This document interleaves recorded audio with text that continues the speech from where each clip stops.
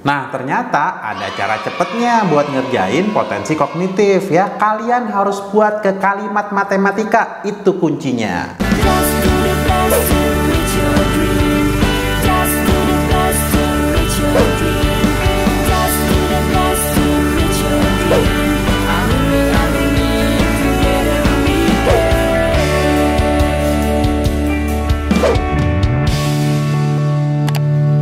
Mau belajar TPS UTBK 2023 versi kurikulum merdeka?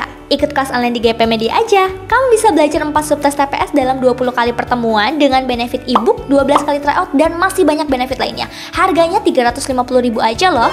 Ayo buruan daftar dan jangan ketinggalan. Bagi kalian yang lagi cari tryout UTBK dan ujian mandiri untuk masuk PTN, gak usah bingung karena GP Media menyediakan tryout UTBK dan ujian mandiri untuk beberapa PTN ternama di Indonesia. Mulai dari harga 25.000, kalian sudah dapat ribuan soal prediksi, video pembahasan, dan ada kelas online juga loh. Tunggu apa lagi? Yuk daftar sekarang!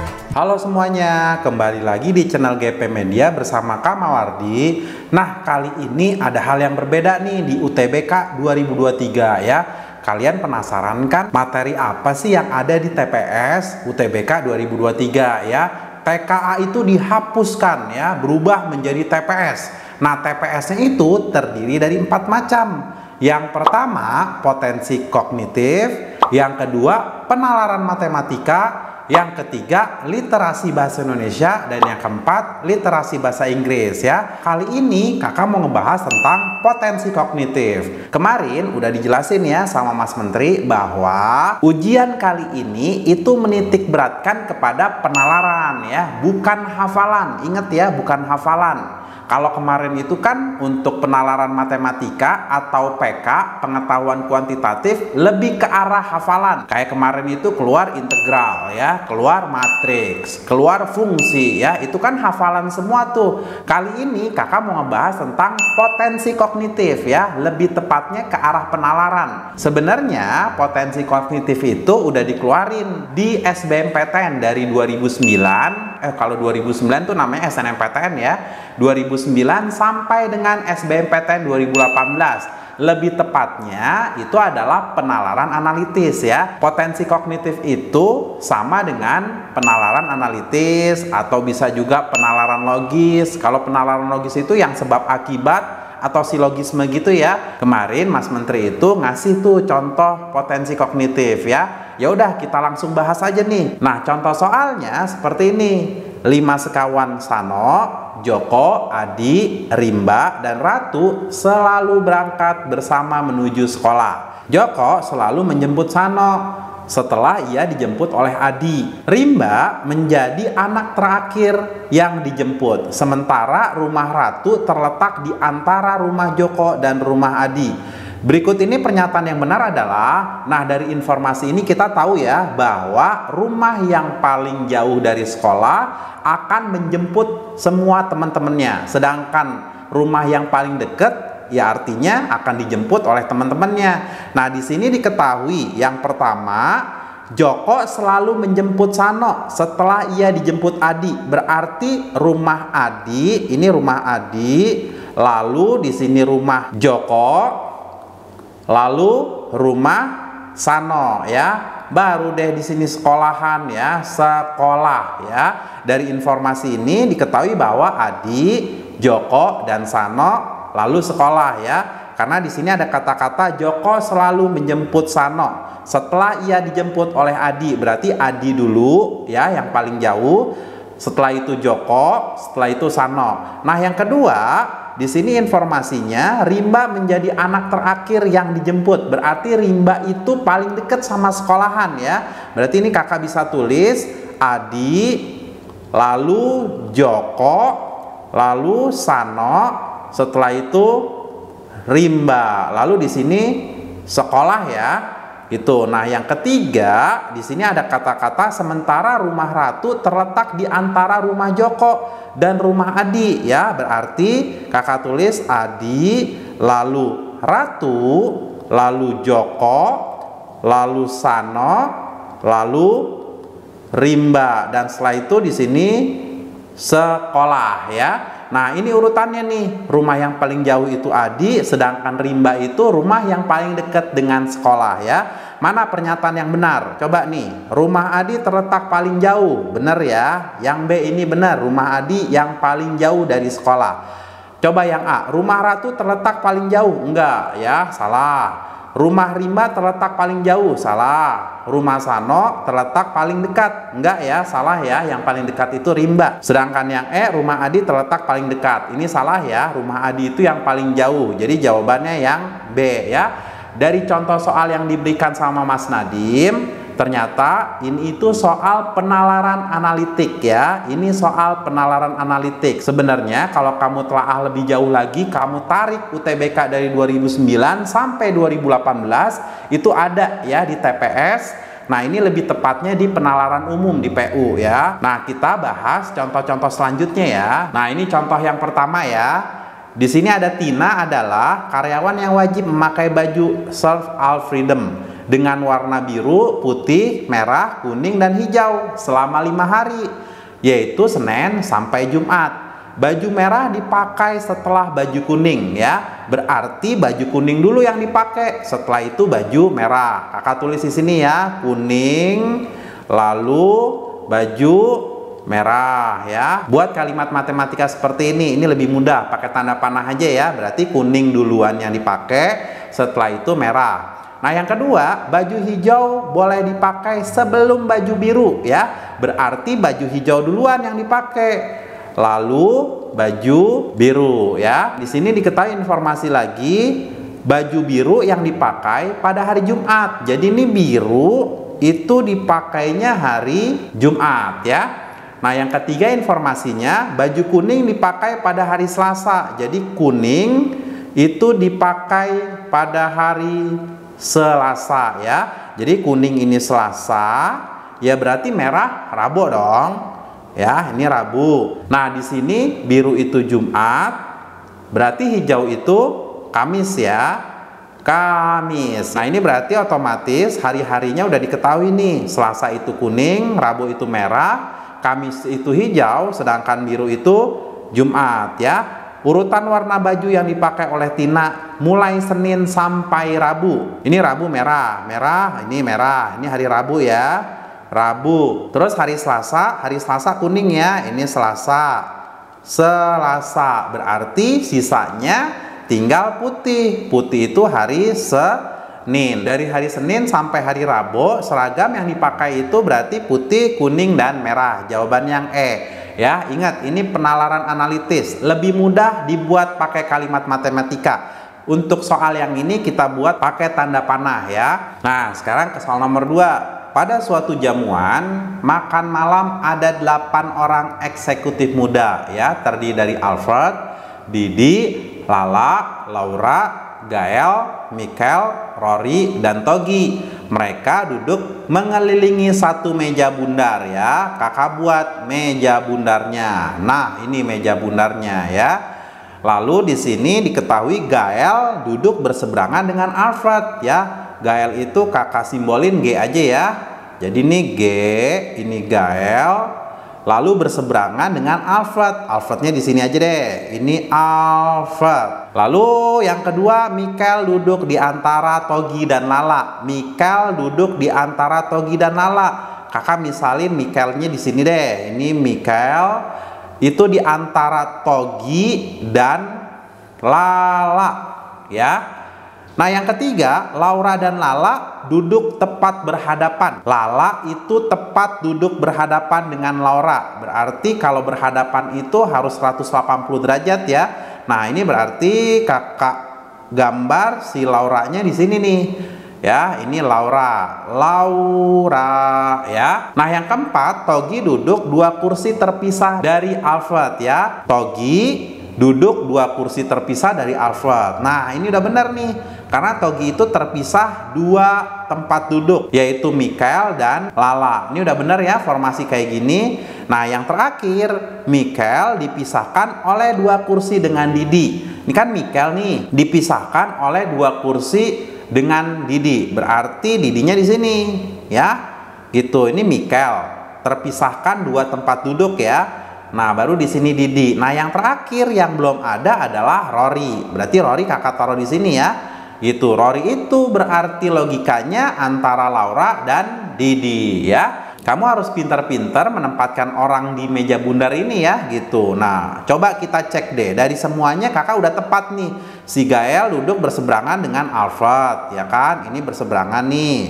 Tuh. Terus Michael duduk di antara Togi dan Nala. Ini Michael itu duduk di antara Togi dan Nala. Udah bener ya.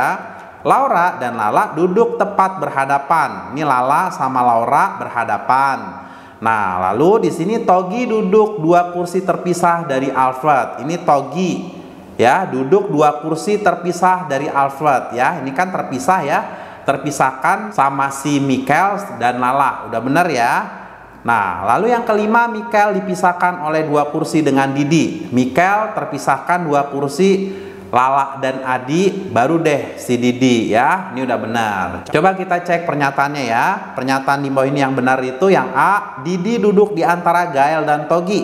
Didi duduk di antara Gael dan Togi. Salah ya, ini salah. Yang B, Rory duduk dipisah 2 kursi dengan Togi. Ini Rory duduk dipisah 2 kursi dengan Togi.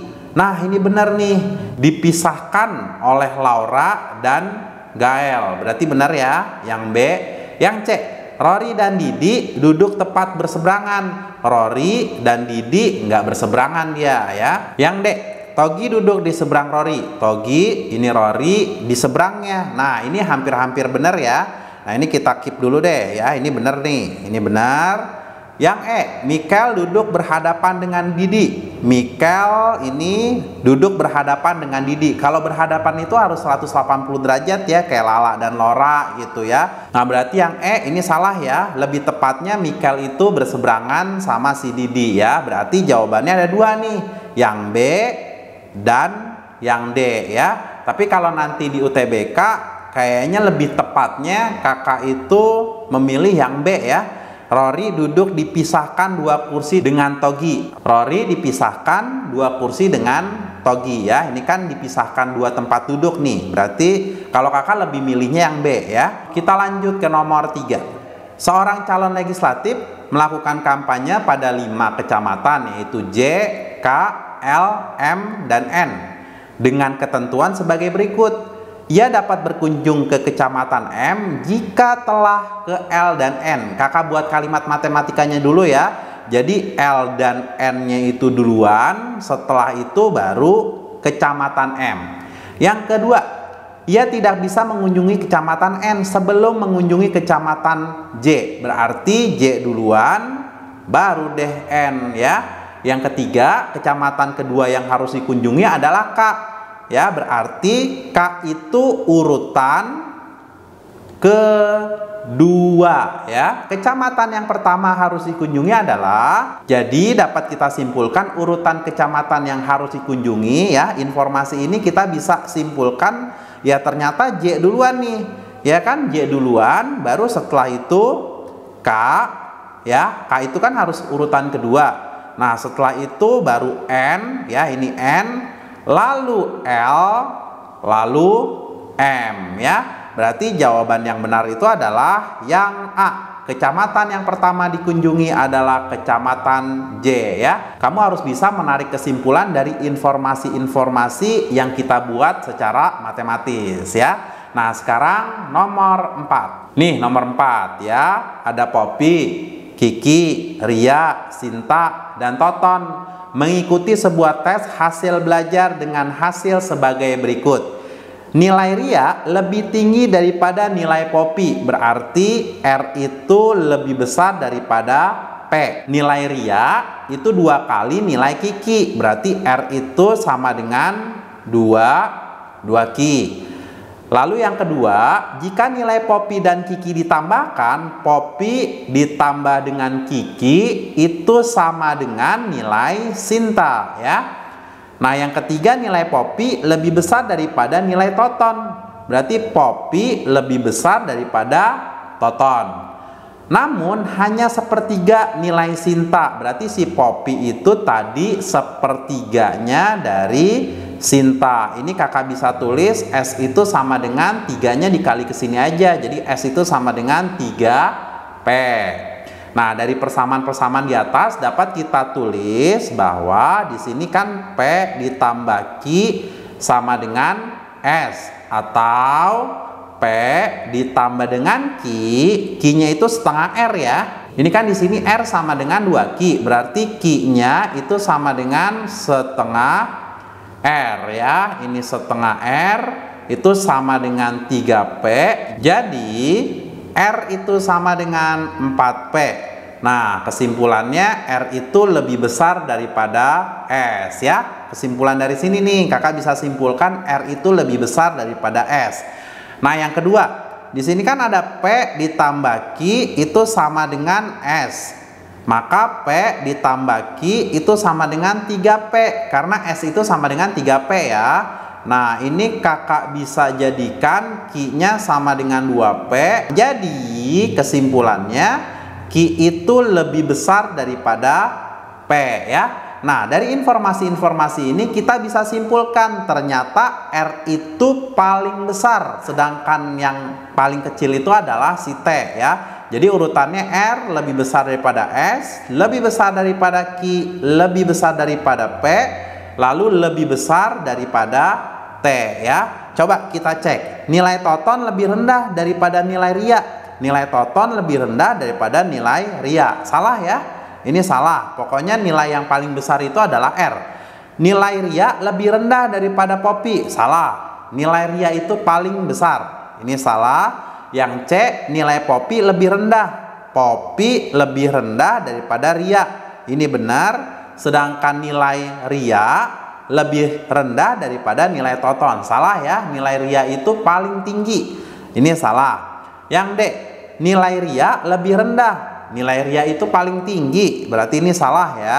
Yang E, nilai Toton lebih rendah daripada nilai Poppy ya. Nilai Toton karena paling kecil ya, berarti lebih rendah daripada Poppy. Sedangkan nilai Poppy lebih rendah daripada nilai Ria. Poppy itu lebih rendah daripada Ria karena Ria itu paling tinggi ya. Berarti jawaban yang benar adalah yang E ya. Sekian aja tuh soal dari kakak. Yang satu soalnya dari soal Mas Menteri ya. Dan kesimpulan kakak, potensi kognitif itu salah satunya adalah penalaran analitis ya. Ya, sebenarnya potensi kognitif itu juga bisa dibedakan menjadi bermacam-macam lagi. Bisa penalaran logis, logis itu silogisme, sebab akibat, dan penalaran umum yang lainnya ya. Nah, untuk kali ini kakak ngebahas tentang penalaran analitis. Nah, ini juga kakak punya latihan soal, 3 latihan soal yang kamu kerjain ya. Nanti kalau kalian nggak bisa komen di kolom komentar. Kita diskusi di kolom komentar ya. Oke, sampai sini aja dari kakak. Semoga kalian itu bisa sukses di UTBK 2023 dan kalian harus tetap semangat. Ini hanya TPS aja walaupun banyak saingan ya. Kalian tuh harus tetap semangat dan kalian harus tetap selalu bersyukur. Kalaupun ada keputusan-keputusan mendadak yang lainnya ya. Gitu, kalian harus semangat dan kalian harus sukses ya. Terima kasih. Assalamualaikum warahmatullahi wabarakatuh.